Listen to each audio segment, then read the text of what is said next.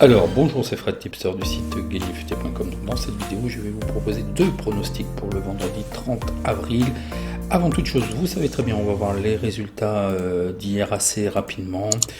Vous n'êtes pas sans savoir que Paris a perdu après 30 bonnes minutes où il menait 1-0. Le match s'est complètement retourné, surtout en seconde période. Très bizarrement, Paris s'est éteint. Bon, ils ont fait aussi deux offrandes, hein. Pour moi, ce sont deux offrandes. Alors, par rapport à l'angle de vue, par rapport à Navas, je me demande s'il n'est pas masqué et donc il voit que trop tardivement la balle arriver. Il s'attendait peut-être à un centre et pas un tir direct au niveau de ses buts. Au niveau de la télévision, au niveau de la retransmission, ils n'ont pas montré énormément de plans par rapport à ça, c'est un peu incompréhensible. Et puis l'autre, c'est aussi une faute professionnelle, c'est que le mur s'ouvre en fait et laisse la place, voilà quoi, ça surprend Navas. Bon, c'est pas terminé non plus, hein, soyez humbles dans les victoires comme dans la défaite, hein. Sachez que Paris aussi à l'extérieur, bizarrement, c'est là où ils font leur match. Ils sont bien meilleurs à l'extérieur. Et ce que je vous avais dit, c'est que voilà, le groupe était au complet et voilà, je sais pas, psychologiquement il se repose du coup. Bon, là on peut pas dire. Neymar a été un petit peu en dedans, Mbappé aussi, un très bon Di Maria qui a quand même relevé. Ça a pas mal distribué aussi une bonne présence et au niveau arbitrage pour Verratti, il a été quand même assez bon parce qu'il y a eu il y avait des petits précédents avec l'arbitrage, donc je pensais que voilà. Non, il a été très très très bon aussi pour calmer Mbappé et ainsi de suite. Bon, voilà, c'est comme ça. Bon, ce qui est quand même une force mentale pour Manchester City, du début jusqu'à la fin du match, leur comportement n'a pas changé. Donc, ils avaient leur objectif, ils étaient là pour gagner, ils ont gagné. Bon, voilà quoi. Bon, pour moi, je dis que c'est pas plié. Ça va être difficile, certes, mais c'est quand même pas plié. Et n'oubliez pas ce que je vous ai dit, c'est que souvent à ce niveau de la compétition, le match aller ne reflète pas le match retour. Et il n'est pas rare de voir des retournements de situation, hein, à ce stade-là, hein.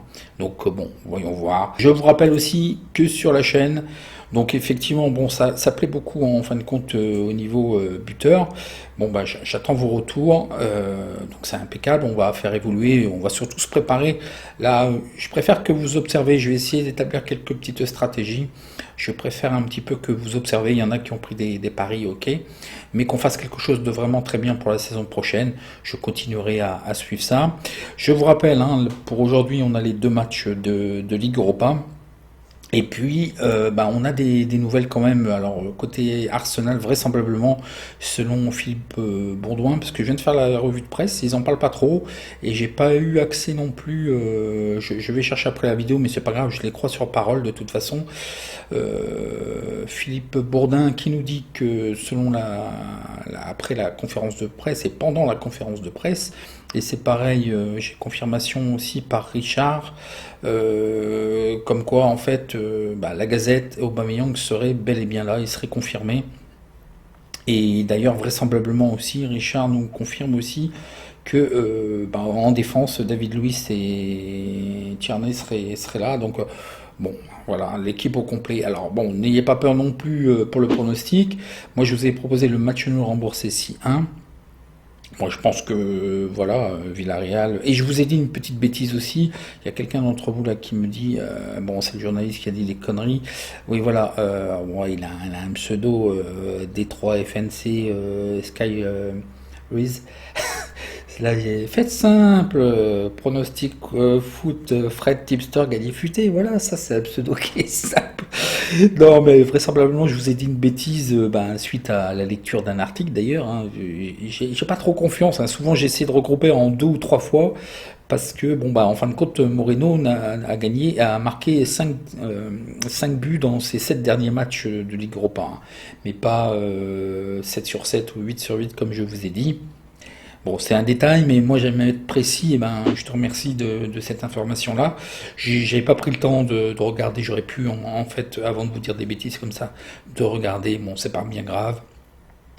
Non, je pense que sur ce match-là, Villarreal peut très bien faire. Ça sera certainement difficile au match retour, donc il faut profiter quand même du match aller. Et sachez aussi que inscrivez-vous sur Twitter, je ferai quelque chose s'il y a quelque chose. On va voir comment ça commence. Et souvent, moi, le coup classique, c'est est-ce que je peux évaluer en arbitrage, est-ce que je peux évaluer que après le premier but, est-ce que l'équipe adverse est capable d'égaliser, donc les deux équipes marquent. On a vu aussi dans la vidéo que les deux équipes marquent à 1,67 étaient value. Alors ceux qui ont peur d'Arsenal maintenant peuvent arbitrer aussi maintenant en couvrant votre mise avec votre mise divisée par 1,67 pour recouvrir un petit peu. Mais moi je vous conseille plutôt en live de faire ça en live, de regarder. Donc moi je vous dis, le premier coup classique que je fais, c'est souvent les deux équipes marquent. Si ça part dans le bon sens, si c'est Villarreal qui marque en premier, il faut laisser couler le prono, puisqu'on est dans le sens, il ne faut pas aggraver. Maintenant, si vous pressentez que ça pilonne sur le but de Villarreal, et que vous pressentez que le second but, vous pouvez prendre selon la cote aussi, hein, n'allez pas prendre une cote à 1,20, si la cote est intéressante, vous pouvez prendre le pari les deux équipes marquent. Okay, donc il faut voir, ça c'est le bon dosage, mais je vais essayer de faire des lives d'ici la fin de saison, et je pense que l'année prochaine, là je suis en train encore de naviguer entre les deux PC et ça m'énerve, je perds beaucoup de temps, mais je vais faire quelques lives, vous allez voir, et même pour le logiciel, j'ai beaucoup de demandes d'informations pour le logiciel, des essais gratuits, mais je ne peux pas vous donner des essais gratuits, on est en fin de saison, vous allez récupérer l'ensemble des saisons complètes, donc il faut un peu de respect pour le développeur et pour le travail qui est fait. Donc à cette période-là, je n'autorise pas d'essai du logiciel en fait. Et donc voilà, je vais faire quelques vidéos prochainement expliquant un petit peu comment fonctionne le logiciel et tout ça. Hein. Donc allez, attaquons tout de suite le pronostic. Donc l'avant-match futé du vendredi 30 avril, donc on a vu, hein, je vous ai rappelé les disponibilités des vidéos sur la Ligue Europa, les buteurs, bon bah apparemment c'est bon, le logiciel je ferai des essais et je vais vous faire des démonstrations en live. Alors les deux matchs c'est Marseille, Strasbourg, Villarreal, Arsenal, donc le premier match est en Ligue 1, la 35e journée, Marseille contre Strasbourg, donc voyons voir le face-à-face. Marseille est 6e avec 55 points, ils ont 1850 points et le rating, et Strasbourg est 15e avec 37 points, ils ont 1716 points et le rating. Moi, selon moi, pour assurer le coup, il manque encore un petit peu, peut-être 2 points pour Strasbourg pour être complètement sauvé, mais même là j'ai l'impression que ça me semble bon. Je vous avais dit entre 36 et 39 points. Et bon, encore 2 points, ils vont avoir d'autres opportunités. Je vous avais dit aussi, et je pense que ça va se vérifier, vous allez le comprendre maintenant. Alors, ce qui est actuellement, je vous rappelle, hein, ce qu'il faut voir, c'est les enjeux. Hein. N'allez pas parier sur des matchs, vous allez me proposer tel match ou tel match. Je vais vous dire, il n'y a pas d'enjeu, donc laissez couler. Là, il y a un enjeu pour Marseille, c'est les places européennes. D'une. De deux, je vous avais dit que certainement Marseille, lors des PLT, que Marseille, je les voyais devant Lens. Pourquoi? Bah, vous comprenez-le bien, regardez le programme, le calendrier de Marseille, il est très favorable. Regardez le calendrier de Lens, ils vont devoir jouer le PSG. Bon, là, je pense qu'ils peuvent profiter peut-être d'accrocher, vu que le PSG, avec la Ligue des Champions, sont peut-être un petit peu moins bien, et ça va peut-être faire tourner pour si vraiment il y a de la fatigue physique, mais j'y crois pas trop. Lille lance donc un derby. Lille, même si au mieux ils arrivent à accrocher, mais je pense que ça va déjà s'effriter au niveau des points. Bon, là, ils peuvent s'assurer 3 points avec Bordeaux. Je pense que Bordeaux va plus bouger, mais encore, ils doivent se sauver. J'y crois plus trop. Et puis en dernier lieu, ils vont aller jouer contre Monaco, qui est un client sérieux qui joue l'Europe. Donc pour Lens, ça va être difficile. Donc je pense réellement, et je vous redis, c'est pas une question d'être supporter ou pas, je suis supporter d'aucune équipe, moi. Là, je suis en tant que parieur, et je vous ai dit que Marseille allait passer devant. Et bien sûr, il ne faut pas qu'ils se loupent, parce que vraiment, ils sont aussi des fois très décevants. Et on l'a vu lors de nos derniers pronos. Hein. Donc voyons voir donc le classement domicile extérieur. Donc bon, ça reste assez conforme. Et puis le face-à-face domicile extérieur. Donc voilà, une très belle régularité de Marseille, même s'ils sont des fois un peu poussifs et un peu décevants. mais quand même, on peut pas leur admettre autre chose qu'il y a une belle régularité. Et puis, Strasbourg est en roue libre, j'ai l'impression. Je pense qu'ils vont laisser couler tranquille. Je pense que l'entraîneur va les laisser tranquille, même si les places au classement sont importantes aussi pour les droits de TV et pour les primes de fin de championnat. Mais bon, je pense que là, tranquillement, ils vont finir leur saison tranquille.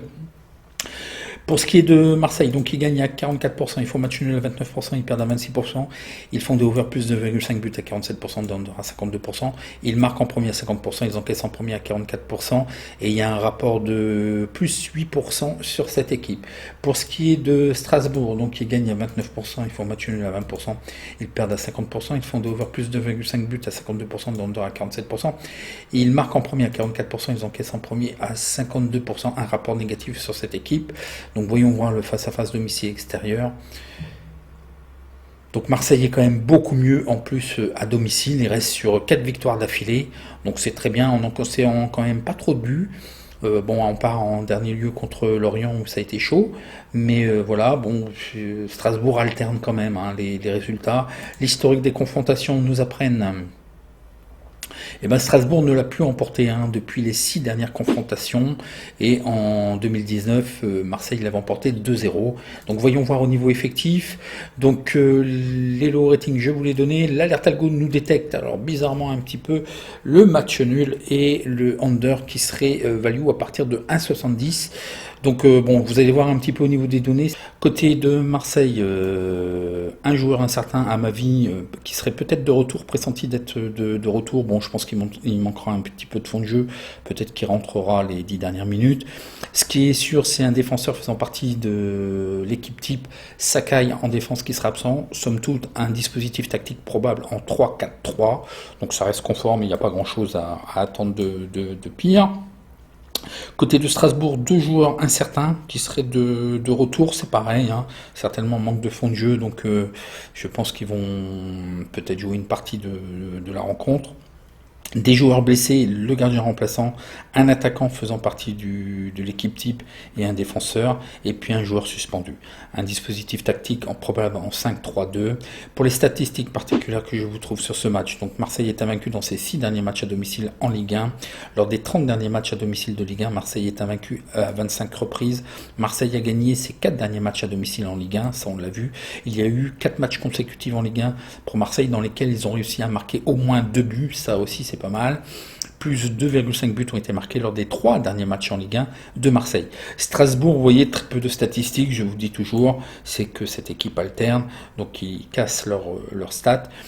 Strasbourg a concédé une moyenne de 1,65 buts lors de ces matchs de Ligue 1. Les probabilités nous donnent au niveau du BTS, les 2 équipes marquent oui à 54%, et là la cote est aussi côté du oui à 1,68, mais elle n'est pas value.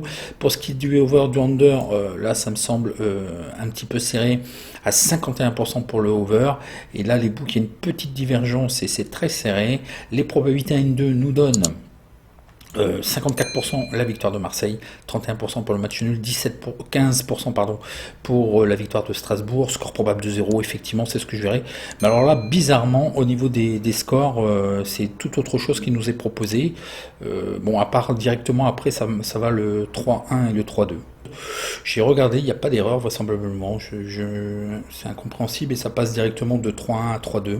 Donc les cotes sont bien et value, donc je vous propose tout simplement la victoire de l'OM à 1,90. Voilà pour ce match. Le match suivant est Southampton contre Leicester, donc Southampton est 15e avec 36 points. Ils ont 1635 points et le rating. Et Leicester est 3e, joue les places européennes, 62 points, ils ont 1856 points et le rating. Donc voyons voir le classement face à face, domicile extérieur. Bon, vraisemblablement pour ce qui est de Southampton, je vous dirais aussi, pour moi, ils sont sauvés, ils n'ont plus rien à jouer. Il y a un gros différentiel. Je voyais entre 33 et 34 points pour se sauver cette saison en Première Ligue. Je pense qu'on est bien. Pour ce qui est du face-à-face, donc vous voyez, je pense que ça va finir en roue libre cette histoire. Il n'y a plus grand-chose de bien sur Southampton. Et pour Leicester, attention, après 2 défaites, ils reviennent bien avec 2 victoires. Bon, ce sont des clients d'un moindre niveau. Mais tout de même, donc Southampton gagnait 31%, match nul à 18%, ils perdent à 50%, ils font des over et des under à 50%, ils marquent en premier à 50%, ils encaissent en premier à 43% et un rapport négatif sur cette équipe de moins 18%. Pour ce qui est de Leicester, ils gagnent à 57%, match nul à 15%, ils perdent à 27%, ils font des over plus 2,5 buts à 60%, des under à 39%, ils marquent en premier à 48%, ils encaissent en premier à 48% et un rapport positif de plus 58% sur cette équipe, c'est quand même bien. Voyons voir le face-à-face domicile extérieur. Donc bon, c'est à peu près du même acabit, même s'ils viennent d'avoir une victoire contre Burnley pour ce qui est de Southampton. Et puis, Leicester alterne quand même à l'extérieur entre les victoires et les matchs nuls. Et là, en dernier lieu, contre West Ham, qui est quand même un client sérieux, ils viennent de perdre 3-2. L'historique des confrontations nous apprennent. Les 3 dernières saisons, Leicester l'avait emporté. Donc voyons voir au niveau effectif. Donc les low ratings, je vous les donné. L'alerte algo nous détecte le 2 victoire de Leicester. Au niveau des informations côté Southampton, attention, joueur incertain très important. Le buteur maison, Ings, qui serait incertain. Et un autre attaquant aussi qui serait probablement de retour, mais ce n'est pas confirmé à cet instant-là. Malgré tout, 2 absents, 2 milieux de terrain, un dispositif tactique probable en 4-4-2.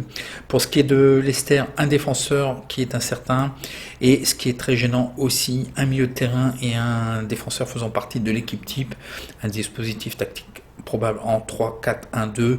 Bon, je pense quand même Leicester au-dessus est capable de bien faire. Southampton a perdu ses 3 derniers matchs de toute compétition. Southampton n'a remporté que 2 de ses 15 derniers matchs en championnat. Dans les 5 derniers matchs de Southampton en première ligue, il y a eu moins 2,5 buts de marqués. Southampton a concédé une moyenne de 1,61 buts dans toute compétition. Pour ce qui est de Leicester, ils ont gagné leurs 3 derniers matchs de toute compétition. Leicester est invaincu dans 19 des 22 derniers matchs à l'extérieur. Leicester a marqué au moins 2 buts lors de chacun de ses 3 derniers matchs à l'extérieur contre Southampton de toute compétition. Les probabilités nous disent les BTS, les deux équipes marquent non à 51%. Et là, il y a une divergence puisque les books nous disent oui avec une cote en plus un peu massacrée à 1,60. Moi, je ne suivrai pas cette indication. Les probabilités over-under nous donnent l'over à plus 2,5 buts à 57%. La cote n'est pas value, elle est légèrement inférieure. Pour ce qui est des probabilités 1 et 2, nous donne 24% victoire de Southampton, 19% pour le match nul, 57% pour la victoire de Leicester. Le 2, score probable de 0. Effectivement, bon, le logiciel de stats détecte en partie aussi ce score, je le suivrai assez bien. Donc tout simplement, la cote en plus est un petit peu étonnante et value à 2,05. Donc profitons-en. Donc tout simplement, la victoire de Leicester, c'est ce que je vous propose, à une cote de 2,05.